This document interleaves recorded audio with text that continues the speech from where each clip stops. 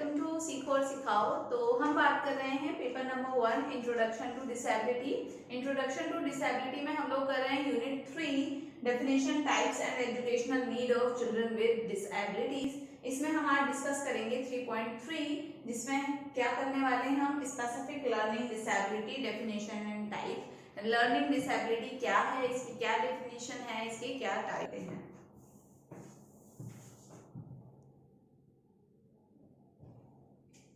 तो learning disability क्या है? लर्निंग नाम से ही समझ में आ रहा है वो डिसेबिलिटी जो हमारी लर्निंग को इफेक्ट करती है, किसी बच्चे की लर्निंग को इफेक्ट करती है, तो वो लर्निंग डिसेबिलिटी कहलाएगी। That alter brain functioning in a manner which affect one or more cognitive process related to learning. यानी लर्निंग डिसेबिलिटी में क्या होगा, वो ब्रेन की उस एरिया को इफेक्ट करेगी जिससे हमारी लर्निंग जो है वो कनेक्ट होती है, जुड़ी हुई होती है दो या दो से ज्यादा, यानी कॉग्निटिव एबिलिटी जो हमारी होती है उसको वो जो है अफेक्ट करती है, जिसके कारण हमें पढ़ने लिखने में कठिनाई आती है। These processing problem can interfere with learning basic skills such as करती है। लर्निंग डिसेबिलिटी में कौन कौन सी स्किल्स आती हैं? Reading skills, writing skill and और मैथ्स। रीडिंग, राइटिंग और मैथ्स से रिलेटेड स्किल्स इसके अंदर आती हैं। प्लानिंग, एब्स्ट्रैक्ट रीजनिंग, लॉन्ग और शॉर्ट टर्म मेमोरी। साथ साथ जो है इसके अंदर जो हम प्लानिंग करते हैं, जो हम सोचते हैं और जो हमारी मेमोरी होती है लॉन्ग टर्म और शॉर्ट टर्म, हम किसी चीज को याद रख पाते हैं, उस चीज को भी जो है लर्निंग डिसेबिलिटी, अगर है कोई बच्चा लर्निंग डिसेबिलिटी के अंदर आता है तो उसको जो है चीजों को याद रखने में भी कठिनाई होगी और साथ ही साथ उसकी रीडिंग, राइटिंग या फिर मैथ, तीनों में से कोई भी एक एरिया जो है वो अफेक्ट हो सकता है। और हो सकता है कि एक से ज्यादा भी जो है उसको चीजों में करने में उसको डिफिकल्टी आए, परेशानी आए। और साथ ही साथ जो उनका अटेंशन होता है वो ज्यादा अच्छे से अटेंशन नहीं दे पाते, कंसंट्रेट नहीं कर पाते और अटेंशन नहीं दे पाते। It is important to realize that learning disability can affect an individual's life beyond academics and can impact relationship with family, friends and in the workplace। तो क्या है, ये जो है हर चीज को, कोई भी डिसेबिलिटी हो वो जो है एकेडमिक और जो है फैमिली के साथ जो रिलेशन है और साथ ही साथ जो वर्क प्लेस पे जो रिलेशनशिप होता है फ्रेंड्स के साथ, तो उन वो सारी चीजें भी इससे जो है प्रभावित होती हैं। अब हम देख लेते हैं कि लर्निंग डिसेबिलिटी के टाइप्स क्या हैं। तो टाइप्स क्या है? First one is dyscalculia, a specific learning disability that affect a person's ability to understand numbers and learn maths fact. यानी वो उस एरिया को अफेक्ट कर देना जहां से हम क्या करते हैं, नंबर्स और मैथ्स को लर्न करते हैं। यानी अगर किसी बच्चे को मैथ्स में प्रॉब्लम है या फिर नंबर्स को समझने में दिक्कत आती है तो वो क्या कहलाएगा, डिसकैलकुलिया लर्निंग डिसेबिलिटी का एक टाइप है। उसके बाद आता है dysgraphia, specific learning disability that affect person's hand writing. Graphia से आप लोग याद रख सकते हैं, ग्राफ यानी ड्रॉ करना, बनाना, तो हैंड राइटिंग एबिलिटी को जो है अफेक्ट करता है डिसग्राफिया के अंदर ये चीज आती है। एंड फाइन मोटर स्किल, और जो हमारी फाइन मोटर स्किल्स होती हैं वो अफेक्ट होती है।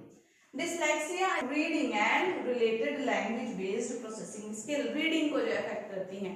तो ये जो इसके टाइप्स हैं ये बहुत ही ज्यादा इंपॉर्टेंट है, आपको अभी भी एग्जाम में देखने को मिलेंगे और आगे आप अगर किसी एग्जाम की प्रिपरेशन करते हैं तो वहां पे ये बेसिक से क्वेश्चन देखने को जरूर मिलते हैं कि अगर किसी बच्चे को जो है लिखने में कठिनाई आ रही है तो उसे कौन सी डिसेबिलिटी होगी, लर्निंग डिसेबिलिटी का कौन सा टाइप होगा। ऑप्शंस में आपको ये दे देंगे और आपको उसमें से फाइंड आउट करना होगा, तो कौन सी होगी वो, डिसग्राफिया। अगर मैथ्स में नंबर से रिलेटेड उसको प्रॉब्लम है तो ये आ जाएगा, और अगर उसको रीडिंग में प्रॉब्लम है तो डिसलेक्सिया। तो ये चीजें आपको बहुत अच्छे से याद रखनी है आगे के टाइम के लिए, ये आपको काफी हेल्प करेगी। नॉन वर्बल लर्निंग डिसेबिलिटी, तो has trouble non-verbal cues like facial expression और body language and may have poor coordination। यानी non-verbal learning disability के अंदर क्या होगा, non-verbal जो हम बोल के नहीं बता रहे हैं, नाम से ही आपको समझ में आ रहा है, verbal मतलब बोलना, non-verbal मतलब बिना बोले जो है अपनी बात को समझाते हैं। तो उसमें क्या चीज आ जाती है, हमारे एक्सप्रेशन आ जाते हैं, हमारी बॉडी लैंग्वेज आ जाती है। जैसे मैं अगर किसी को डांट रही हूँ तो मेरे फेस का जो एक्सप्रेशन है वो फौरन चेंज हो जाएगा, गुस्से वाला, और अगर मैं किसी को प्यार से समझा रही हूँ तो वो भी जो है आपको मेरे फेस पे दिखाई देगा। तो क्या है, ये चीजें भी जो है अगर अफेक्ट हो रही हैं, इसमें भी दिक्कत आ रही है तो वो कौन सी कंडीशन कहलाएगी? Non verbal learning disability. तो ये 4 टाइप थे हमारे लर्निंग डिसएबिलिटी के। अब हम ये देख लेते हैं कि अगर किसी बच्चे को लर्निंग डिसएबिलिटी है, उसमें दिक्कत है लर्निंग में, तो उसको किस किस चीज में डिफिकल्टी आ सकती है। अगर हम प्राइमरी स्कूल के बच्चों की बात करें तो कनेक्टिंग लेटर्स एंड साउंड, उन्हें कहाँ दिक्कत आती है? लेटर्स और साउंड्स को कनेक्ट करने में उन्हें बहुत ज्यादा दिक्कत आती है। आपने जैसे एक मूवी देखी होगी तारे ज़मीं पे, उसमें जो ईशान अवस्थी करके बच्चा होता है, उसको लर्निंग डिसेबिलिटी की ही प्रॉब्लम होती है और जो है उसको रीडिंग राइटिंग में काफी दिक्कत होती है। आपने देखा होगा वो वर्ड्स उसके आगे वो जो लेटर्स हैं वो इधर उधर घूमते रहते हैं और उसको कुछ भी समझ में नहीं आ पाता।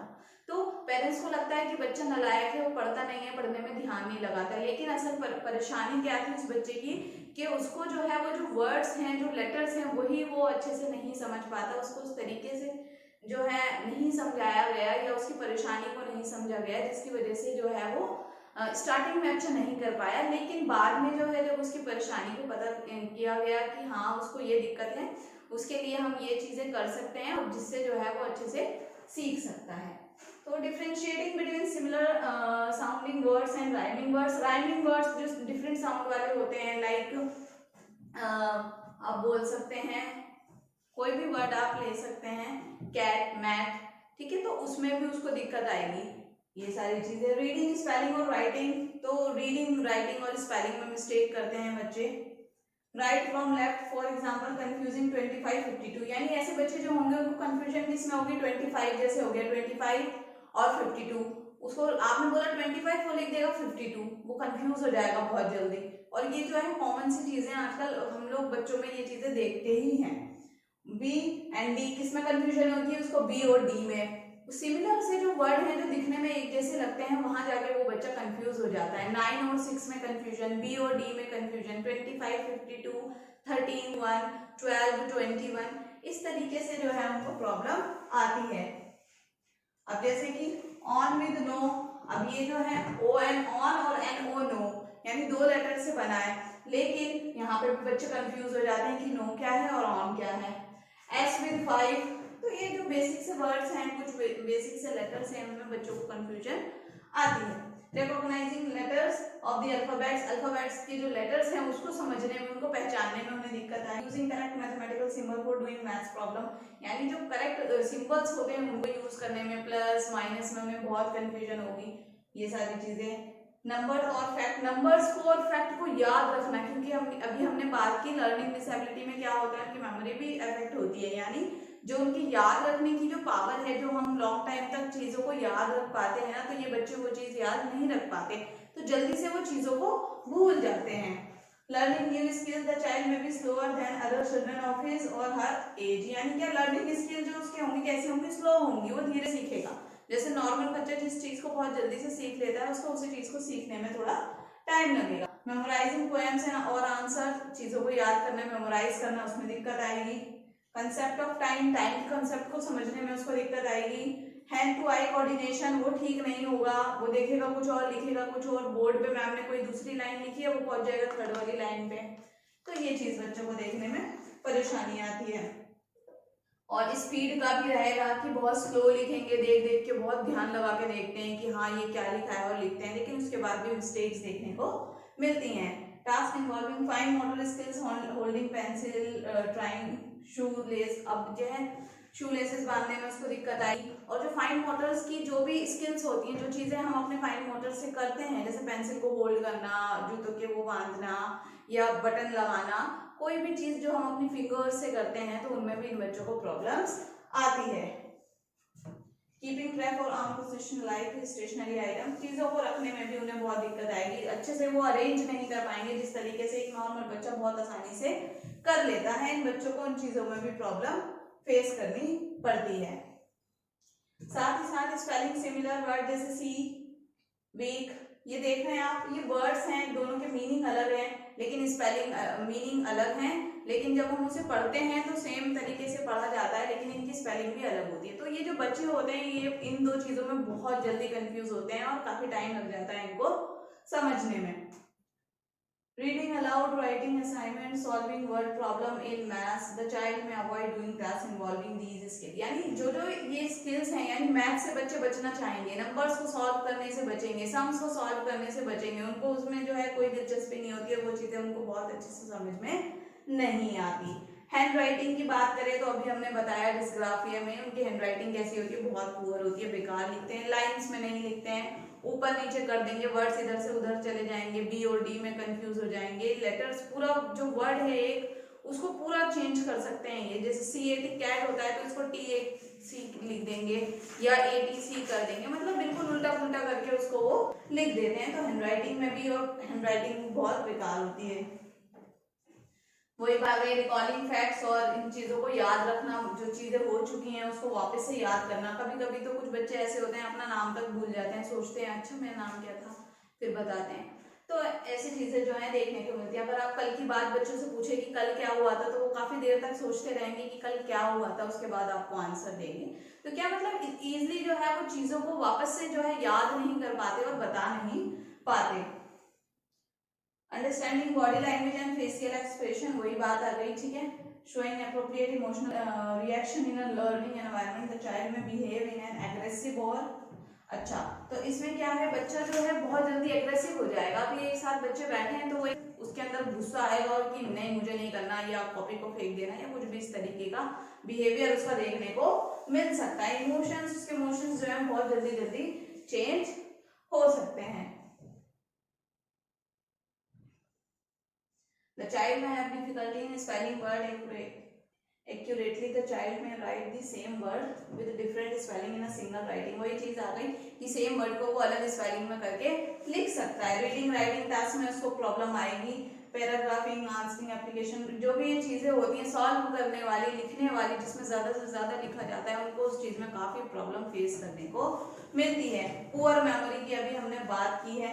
एडजस्टिंग द न्यू सराउंडिंग, और किसी नई जगह पे उनको लेके जा रहे हैं तो वहां पे एडजस्ट होना उनके लिए काफी मुश्किल हो जाता है। Understanding abstract concept, abstract concept को ये समझ नहीं पाते। जैसे मैं कहूँ कि जैसे हम अंतरिक्ष में थे, वहां पे ये वाला ग्रह था, ये था, वो था, मतलब जो चीजें अभी है नहीं, जिसको हम जो है एक्सपीरियंस नहीं कर सकते, लेकिन हम उसके बारे में सोचते हैं कि ऐसा था, अच्छा बहुत पहले ऐसा हुआ करता था, कोयला ऐसे बनता था, ऐसे होता था, वैसे होता था। तो वहां पे भी उनको वो चीज सोचने में, समझने में उनको कठिनाई आती है। फोकसिंग द चाइल्ड में लेट कंसंट्रेशन, वही बात आ गई, कंसंट्रेट करने में उसको प्रॉब्लम आएगी। तो ऐसा जरूरी नहीं है कि ये सारे पॉइंट्स जो मैंने आपको अभी बताए, ये सारे जो है आपको एक बच्चे के अंदर पॉइंट्स जो है आपको देखने को मिल सकते हैं। जरूरी नहीं है कि आपको सारे पॉइंट्स देखने को मिले।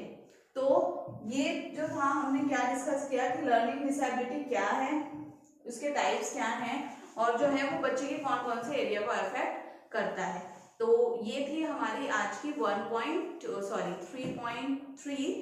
Specific learning disability. होप कि आपको ये सेशन बहुत अच्छे से समझ आया होगा। अब हम मिलेंगे हमारे नेक्स्ट सेशन में। आज के लिए